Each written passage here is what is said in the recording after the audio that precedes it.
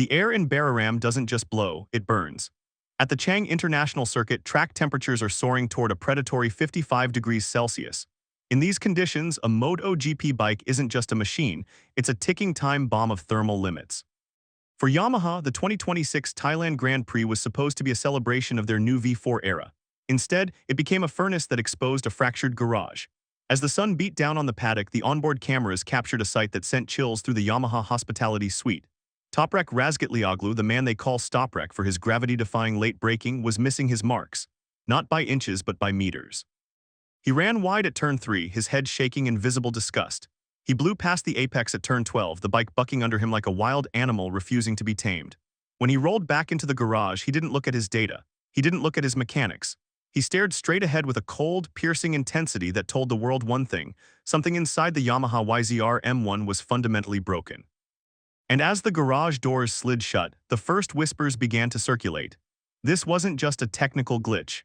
This was the start of a philosophical war that would pit teammate against teammate and rider against factory. But what the paddock didn't know yet was that the brake chaos in Thailand was only a symptom of a much deeper, more dangerous rift. One that was about to explode in front of the world's media. To understand why Toprak Razgatlıoğlu was spiraling in the Thai heat, you have to understand the Stoprak identity. In the world of motorcycle racing, there are fast riders, and then there are those who rewrite the laws of physics. Toprak belongs to the latter. His style is built on a singular, terrifying foundation: absolute confidence in the front end. While other riders begin their braking phase hundreds of meters out, Toprak waits. He waits until the last possible millisecond, then slams the front brake with a violence that lifts the rear wheel completely off the ground. He enters corners on one wheel, balanced on a knife edge of carbon and rubber. It is a high-risk, high-reward artistry that made him a legend in superbikes. But in MotoGP, that artistry requires a bike that dares to stop. According to insiders, Toprak had been demanding a setup that allowed for maximum aggression, a bike that leaned into the violence of his style. But as the 2026 season progressed, the development path of the Yamaha V4 began to shift. The telemetry was changing. The feel was evaporating. Toprak wasn't just losing lap time, he was losing his identity. He was being asked to ride a bike that felt safe. And for a man who lives on the limit of disaster, safety is just another word for slow. Yet this shift in development wasn't an accident. It was a calculated move, driven by the arrival of a man with a very different vision for the future of Yamaha. Enter Jack "Thriller" Miller. The Australian veteran was brought into the Yamaha project for one reason: his legendary ability to develop a chassis. Miller is a pragmatist. He speaks the language of the rear tire. He understands stability, exit traction, and rideability. In the high-pressure environment of the Yamaha garage, Miller had become the developer-in-chief. While Toprak wanted a scalpel, Miller was building a shield. He pushed for a more conservative, progressive braking setup, one that prioritized mid-corner stability over entry-speed violence. Sources within the paddock suggest that during the private tests leading up to Thailand, a divide began to form. Miller's feedback was leading the engineers toward a bike that was easier to manage over a 26-lap race distance. It was a logical approach for a factory desperate for consistent points. But in the eyes of Toprak Razgatlıoğlu, every improvement Miller suggested was a chain around his neck. The tension was no longer just about lap times, it was about whose philosophy would lead the most iconic brand in racing. The garage was split into two camps, the aggressives and the stables. And in the 50-degree heat of Buriram, those two worlds were about to collide. The explosion happened not on the track, but in the post-session interview room, where Toprak finally decided to drop the mask. When Toprak sat down in front of the microphones after the qualifying session, the air in the room changed. Usually professional and measured, the Turkish star looked like a man who had reached his limit. He didn't talk about the heat, he didn't talk about the tires. He went straight for the jugular. He stated that Yamaha's braking issues weren't just a matter of feeling, but a fundamental problem with technical communication. Then came the line that sent shockwaves through the paddock: "We can't make a bike that's just safe, it has to be competitive and daring." It was a direct, public challenge to the development direction led by Jack Miller. The implication was staggering. Toprak was essentially accusing the team of sacrificing his winning potential at the altar of Miller's conservative setup. The media frenzy was instantaneous. Within minutes, the Safe V's daring narrative was trending globally. The Yamaha management was caught off guard, forced into a defensive crouch. They hadn't expected their star rookie to air the team's dirty laundry so aggressively. But Toprak wasn't done. He wanted the world to know that the brake chaos wasn't a malfunction, it was a choice. As the cameras turned to Jack Miller for a response, the paddock held its breath. The diplomatic front of the team was about to crumble. Jack Miller is no stranger to paddock politics.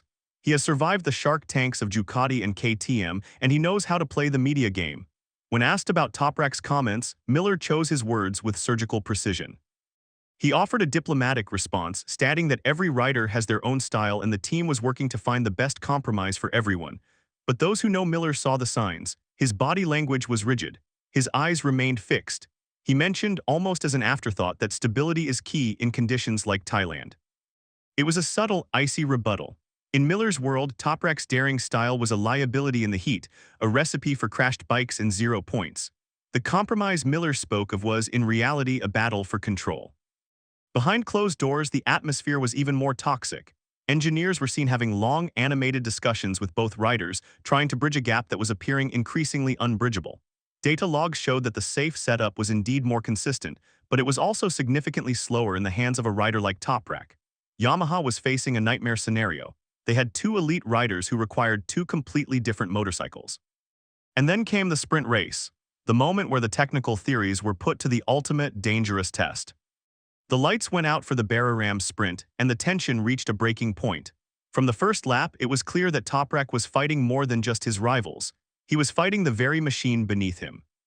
The brake fatting that had been a nuisance in practice became a crisis in the race. Every time Toprak tried to exert his signature pressure on the front lever, the feel changed. It was inconsistent. It was soft. For a rider who relies on millimetric precision, it was like trying to perform surgery with a sledgehammer. He was seen adjusting his brake lever position mid-corner, a desperate move at 300 kilometers per hour. He nearly lost the front end multiple times, his leg dangling out in a frantic attempt to find balance. Meanwhile, Jack Miller was circulating with the stable setup, finishing ahead but lackadaisical in pace. The safe bike was surviving, but it wasn't competing. Toprak eventually crossed the line in a disappointing position, his face a mask of fury. The brake chaos was no longer a theory, it was a documented failure. The gamble on a conservative development path had left their most explosive talent neutralized. As the bikes were wheeled back into the garage, a single, silent interaction between Toprak and Miller told the story of a partnership in total collapse. After the main race, the cameras caught a moment of sportsmanship that was anything but. Toprak and Miller shared a handshake in the paddock. On the surface, it was a professional gesture, but look closer. There was no eye contact, no shared words of encouragement. Just a cold, fleeting contact of gloves before they turned in opposite directions. The internal rivalry that Yamaha had tried to downplay was now the dominant story of the season. Management attempted a media blackout, canceling rider debriefs in a desperate attempt to contain the damage. But you can't silence telemetry. The data from Thailand proved that Toprak's frustration was genuine. The V4 project was at a crossroads. According to insiders, the heated discussions continued long after the trucks were packed. Several crew members admitted that temperature management was the official excuse, but the philosophy gap was the real poison. Yamaha had a choice. Do they pivot back to the aggressive front-end focus that Toprak demands, or do they stay the course with Miller's stable evolution? The answer to that question will determine the fate of the 2026 season. But as the paddock moves to the next round, one shadow looms larger than the rest. Thailand wasn't just a race, it was a warning. A bombshell had been dropped and the shrapnel was still flying through the Yamaha factory in Iwata. Toprak Razgatlıoğlu had sent a message not just to his team, but to the entire MotoGP grid. He is a rider who will not be silenced, and he will not be compromised. He has staked his reputation on a daring vision of the future. But Jack Miller isn't backing down. He believes his stable path is the only way to catch the likes of Ducati and KTM. The internal civil war at Yamaha is no longer a secret. It is a battle for the soul of the M1. Will Yamaha bring a radical braking update to the next race? Will they favor the rookie's raw speed or the veteran's steady hand? The paddock is watching, the fans are waiting, and for Toprak the clock is ticking. Because in this game, if you aren't the one leading the development, you're the one being left behind.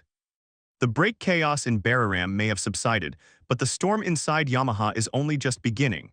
And the next time those garage doors open, the world will see who truly owns the future of the blue team.